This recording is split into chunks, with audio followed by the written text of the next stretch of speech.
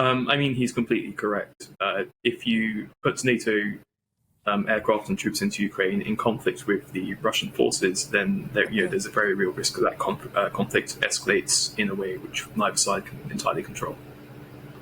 But some of the things he was saying, so he sounded like he was talking about supplying missile systems and supplying planes and stuff like that.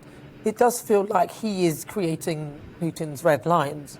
And that, I mean, we are, collectively as NATO supplying those, Ukraine with different weapons and things. So is he right to be drawing the red lines in that way?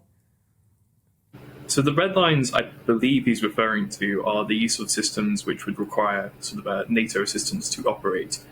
And there is an interesting question of exactly how much provision you can make to Ukraine before this crosses the line for the Russians in turn. You may have seen earlier today Vladimir Putin saying that, well, if you're going to keep sending weapons into Ukraine, we're going to view the vehicles transporting these weapons as legitimate targets. So it's a sort of delicate balance of attempting not to provoke an escalation from one side, which results in an escalation response and sort of has the capacity to spiral. But it seems that we've ruled out putting a no-fly zone in place, but might giving the Ukrainians surface-to-air missiles to use themselves risk the response from Russia again?